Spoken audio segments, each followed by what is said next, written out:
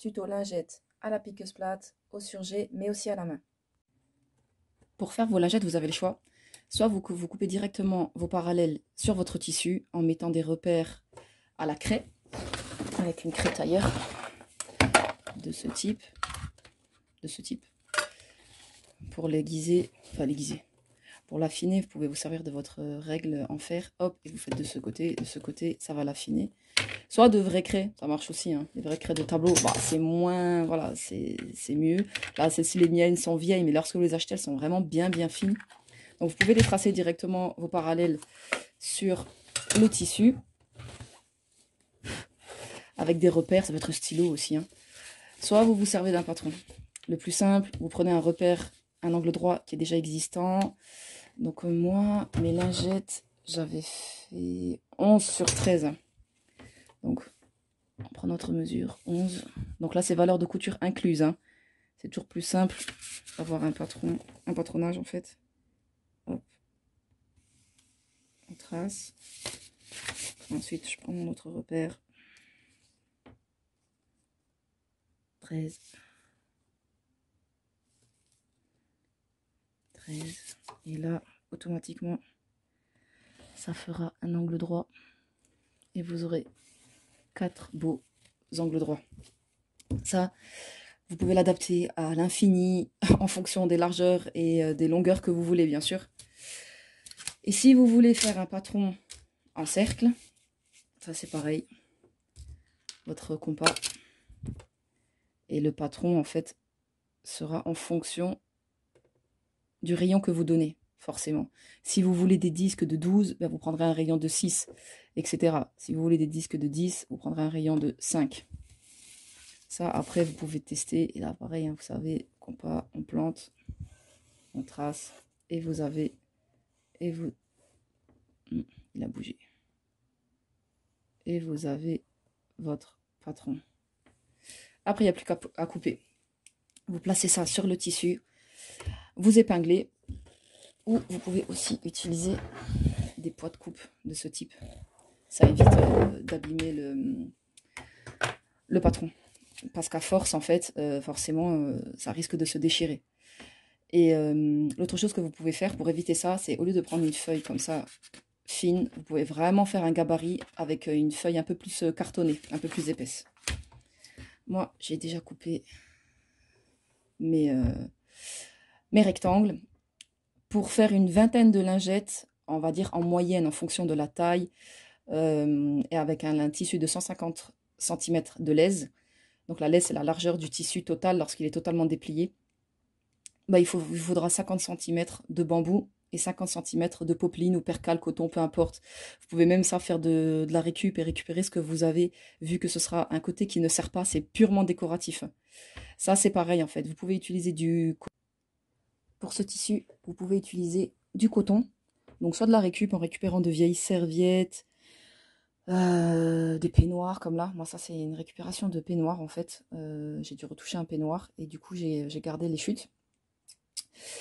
Soit du bambou, forcément ça c'est le top parce qu'en fait le bambou a vraiment des propriétés technologiques qui sont remarquables par rapport au coton. Déjà par rapport à l'aspect du toucher, c'est pas irritant, même à long terme, même sans sèche-linge. Ça, c'est à ce niveau-là déjà, c'est ultra intéressant, surtout pour les peaux d'enfants et lorsqu'on se démaquille beaucoup. Et parce que en fait, le bambou a aussi des propriétés, en fait, on va dire, de propreté différentes. En fait, la saleté se désincruste beaucoup plus facilement, en fait. Voilà. Mais bon, le coton va aussi, hein, je veux dire, si on le lave et que c'est un coton résistant, on le lave à 60, on le passe au sèche-linge et c'est réglé aussi. Tout dépend en fait de l'utilité que vous avez de vos lingettes, tout simplement.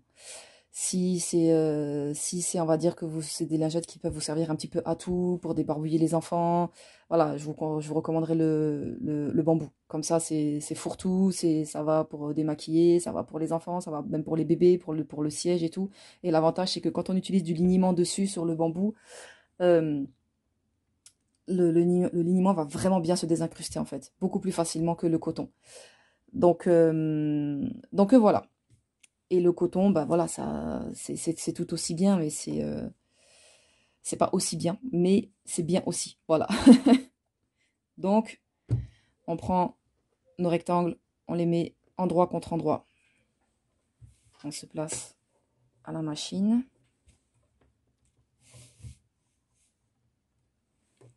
Comme on va laisser une ouverture pour pouvoir retourner notre lingette, on commence pas en haut en fait. On se met vers la pointe. On laisse nos 1 cm de valeur de couture. On plante l'aiguille. On fait 3 points de retour, ça suffit. Si on en fait 4-5, c'est pas très grave. Mais ça suffit amplement comme point d'arrêt. Il n'y a pas besoin de plus.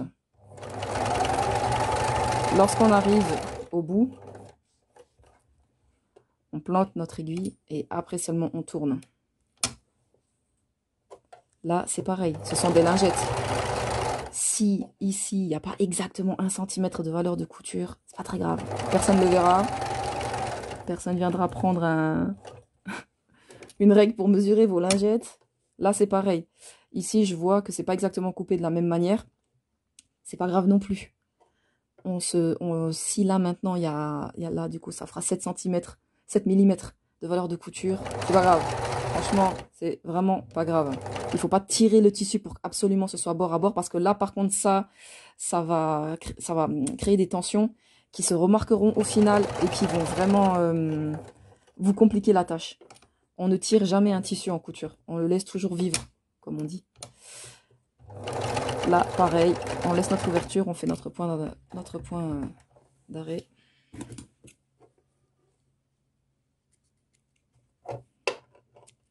On coupe. On dégarnit. Attention hein, quand même de laisser quand même quelques millimètres. Ça permet vraiment de sécuriser en fait. D'éviter qu'après on se retrouve avec une ouverture quoi.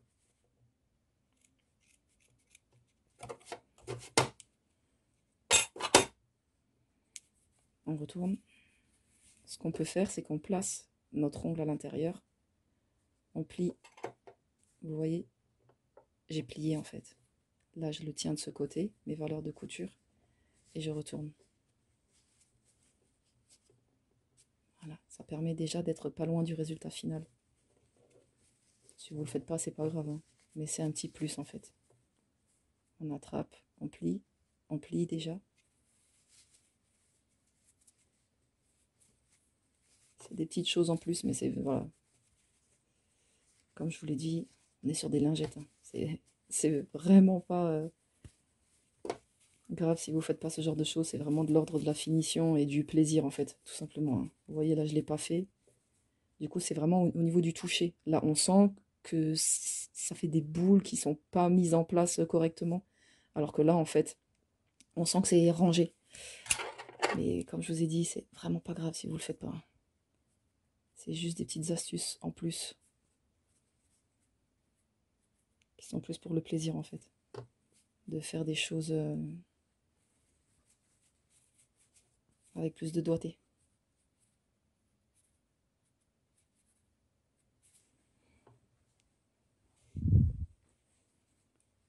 Hop, il y a un angle que j'ai pas fait. Là, il faut faire attention aussi de pas trop pousser, hein. Sinon ça traverse et on fait un trou. Hein. C'est récupérable en fonction du trou, comment il est. Parce qu'on peut très bien préférer un petit point à la main, un petit point invisible. Donc là, voilà.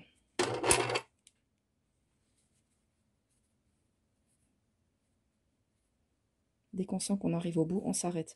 Même si là, les angles ne sont pas nickel, on va dire nickel au niveau de l'angle droit, c'est vraiment lié à l'épaisseur de mon éponge, en fait. Vu que je l'ai récupérée d'un peignoir, elle est très épaisse. Je pense que vous le voyez. Voilà, elle est vraiment très épaisse. Donc quand on a des tissus très épais comme ça, c'est quasi impossible d'avoir un angle droit beau. Là, vous voyez, il y a toujours un espèce de petit arrondi et c'est pas très grave. Franchement, c'est pas très grave. Mais c'est possible d'avoir vraiment un tissu, vraiment des angles droits plus marqués en fonction de comment celui du dessus est sec. Si vous débutez, vraiment, je vous encourage à prendre des tissus très secs comme popeline, percale, qui sont beaucoup plus faciles à travailler. Ça, c'est un tissu aussi un petit peu mou. Donc, du coup, c'est plus compliqué. On rentre nos valeurs de couture. On refait, en fait, le pli pour que ça fasse... on se place pour notre surpiqûre. Et on pique. Une fois qu'on a pris un repère, comme là, moi, je me suis mis à 1 mm, on essaye de rester sur les 1 mm. Si au départ, vous tenez pas et que ça fait pas 1 mm tout du long, c'est pareil, c'est pas très grave non plus. L'important, c'est de faire, et après, ça deviendra naturel. En tout cas, ça reste des lingettes. Et c'est pas parfait, c'est pas grave. Même moi qui suis couturière, je ne m'embête pas si je vois que c'est pas parfait. Ça ne me dérange pas plus que ça. Hein. Parce que des fois aussi on fait des choses. C'est juste pour la rapidité en fait.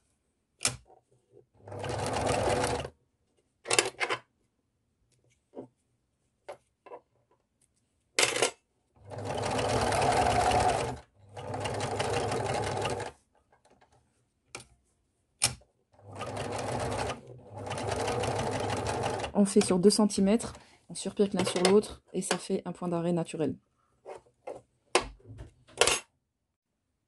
Voici ma lingette terminée. Elle me servira principalement à retirer mes masques faciaux. De ce fait, je n'ai besoin que d'un seul côté. C'est vraiment en fait pour diminuer ma quantité d'eau. Et du coup, je n'ai pas besoin des deux côtés en fait. Parce qu'en fait, lorsqu'on se retire le masque, on retire le plus gros, on rince la lingette et puis après on se rince un petit peu et voilà. Mais ce que vous pouvez faire aussi, c'est en fait de faire les deux côtés. En bambou ou en éponge en fait. C'est vraiment double. Ça permet d'utiliser les deux côtés en fait. Et c'est vraiment très très utile lorsqu'on s'en sert, surtout pour lorsqu'on nettoie le siège des bébés. Donc voilà, je vais vous mettre tout de suite le montage de ce type de lingette. Comme ce sont des lingettes faites avec de la récupération, je ne vais pas faire des finitions complexes qui me prennent du temps. Je vais à ma surjeteuse, que vous pouvez amplement remplacer par un point surgé avec une piqueuse plate. Hein. Mais là, du coup, j'ai une surjeteuse. Quand j'arrive à peu près à mon aiguille à 2 cm du coin, je joue avec le pied presseur du coup pour couper la pointe et pouvoir faire d'un coup. C'est un gain de temps en fait, ça évite à chaque fois de... Après, si vous maîtrisez les angles, faites-le. Vous pouvez très bien aussi vous arrêter et recommencer à chaque fois. Mais là, ça permet vraiment de faire d'une traite. C'est un gain de temps. Et visuellement, c'est plus joli. Pour ces lingettes, comme je vais principalement m'en servir pour retirer des masques faciaux et autres, je rajoute un biais de 10 cm que je plie en deux et que je vais glisser dans ma couture à peu près au milieu. Voilà, au milieu.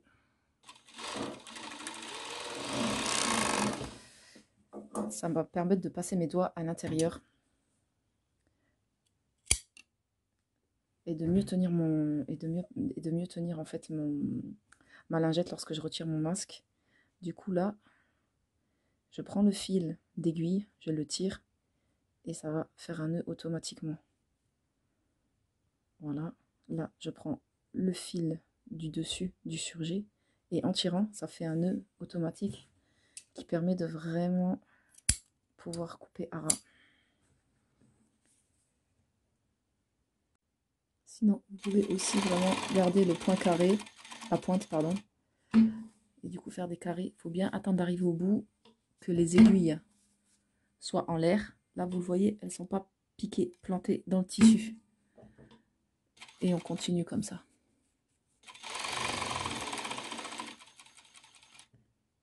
On arrive bien au bout, l'aiguille.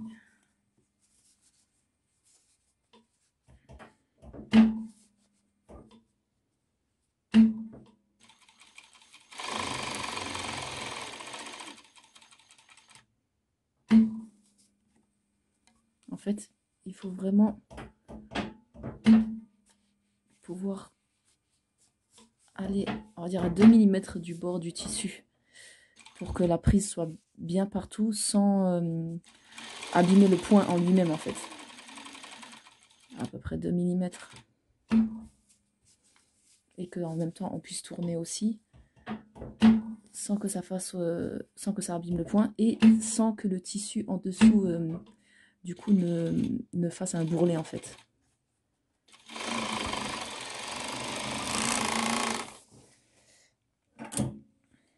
Là, toujours pareil. À chaque fois, je reviens sur mon point, sur plusieurs centimètres. C'est pour ça qu'à chaque fois, je débute mon surjet au milieu de la lingette. Comme ça, là, soit je peux complètement couper à ras, soit, moi, je fais toujours ma petite technique de tirer les fils, en fait. Voilà. Ça se serre automatiquement. Et je peux couper à ras. Et ça ferait une finition plus propre, en fait. Un peu plus propre. Si on n'a pas de surjeteuse, on peut très bien utiliser ce point-là. C'est un faux surjet. Ou alors, sinon, vraiment, le point zigzag, en fait. Le large. La seule chose qu'il faudra penser si vous utilisez ce point, c'est en fait de diminuer la taille du point. Pour qu'en fait, plus ce sera petit, plus les zigzags seront serrés. Donc moi, je vais utiliser celui-là. Donc là, moi, dans ma machine, comme le code il est rouge, je vais basculer en rouge.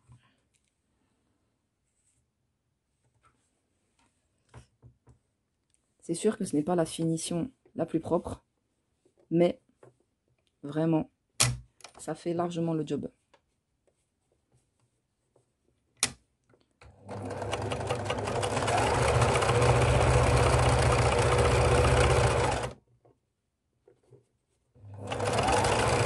Vous voyez, après, je vais pas faire tout le tour parce que c'est rébarbatif. Mais voilà, ça fera ce type de point. Alors comme je vous ai dit, c'est pas très joli, c'est sûr. Mais ça fait le travail. Vraiment, ça permet de sécuriser le tissu. Ça permet d'éviter à ce que ça s'effiloche, à ce que ça se tienne pas, à ce que... Et ça facilite énormément en fait, parce qu'on a juste à faire tout le tour. Et c'est réglé en fait. Et on a nos lingettes. Donc, après, si vraiment vous voulez aller dans le détail, vous pouvez voilà, toujours revenir après avec vos ciseaux et puis vous couper. Il faut juste faire attention, bien évidemment, à ne pas couper le haut du surjet machine. Mais voilà, en fait. Si vous n'avez pas de machine, il y a évidemment une solution. On se place donc envers contre envers. On fait notre rempli.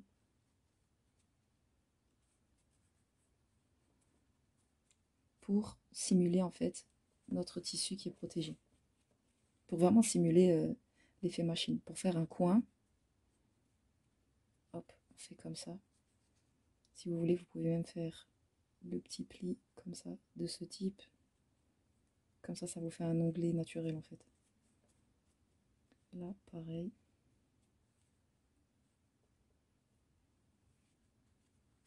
Hop. Si vous avez besoin, vous épinglez. Vous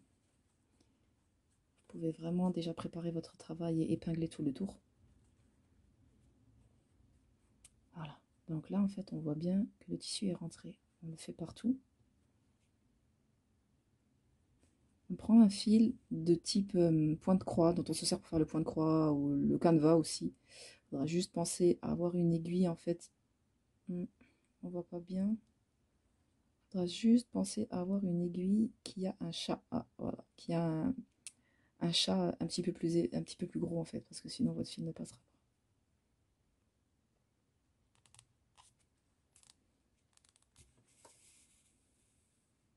Donc là, vous avez deux solutions.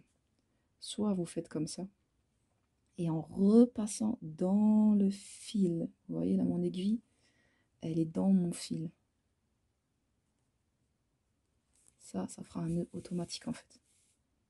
Voilà, automatique, je peux tirer dessus. Le tissu, il bouge pas en fait. Après là, il n'y a plus qu'à couper. Soit sinon, vous pouvez faire un nœud. Vous faites le nœud naturel et vous passez votre aiguille en fait entre les deux tissus pour que le nœud soit à l'intérieur. Donc là, j'ai mon premier point. je me mets juste en haut. Parce que là, c'est un point de broderie, en fait, où le premier, faut qu'on parte vers le haut. Pour les autres, ça se fera naturellement, mais pas pour là. Pas pour le premier. Il faudra toujours ensuite se remettre en haut ici. Voilà. On se plante à côté. On fait passer le fil devant l'aiguille et on tire. Ça fait tenir le tissu en haut et en bas. Donc là, bien sûr, bien évidemment, l'intérêt, c'est d'être régulier en fait. Si vous l'êtes pas, c'est pas très grave. Mais la broderie, c'est vraiment, plus on en fait, plus on arrive à être régulier.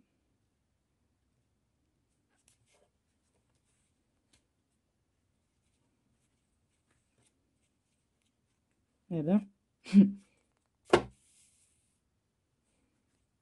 Ensuite, il faut toujours veiller à bien replacer pour que ça reste en haut en fait. Et vous pouvez faire comme ça tout le tour.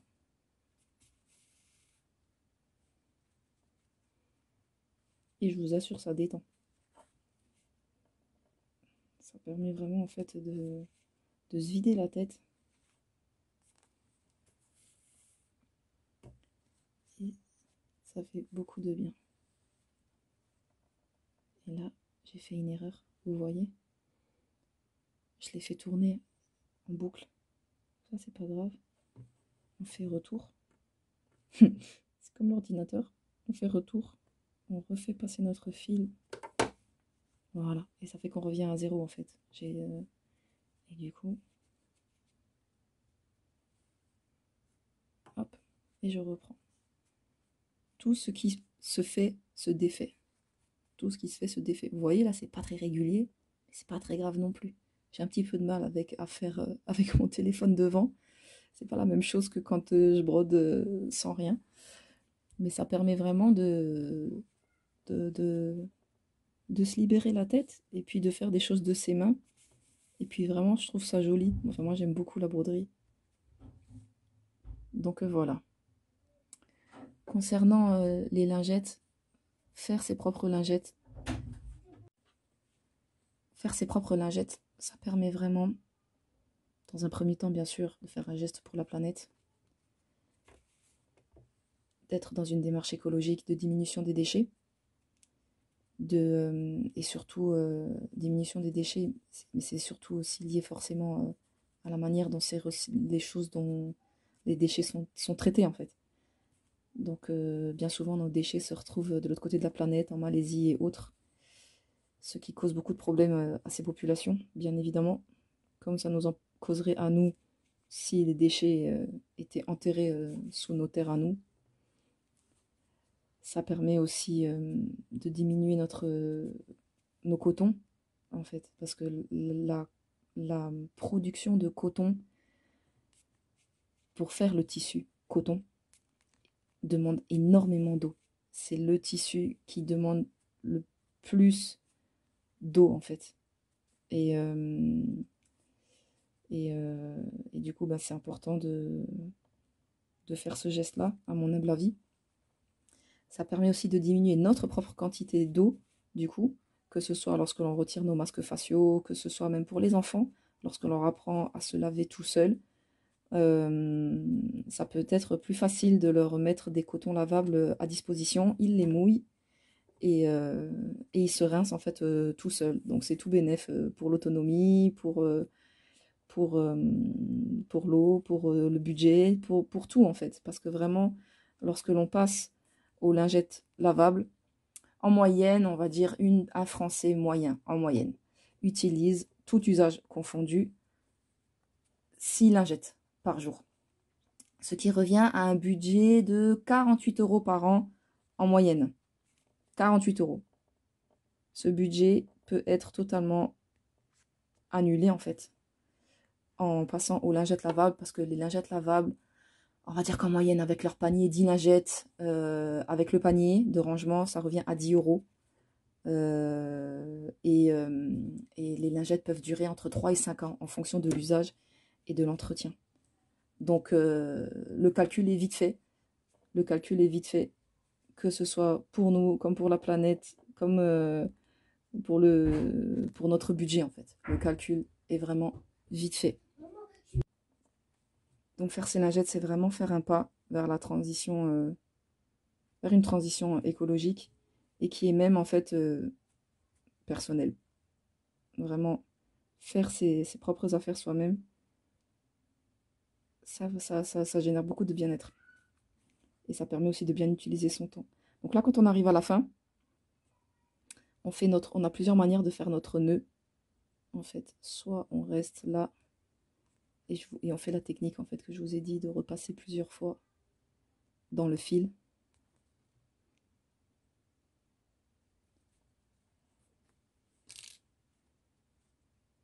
Là, mon fil s'est scindé, mais c'est pas grave. Et on coupe.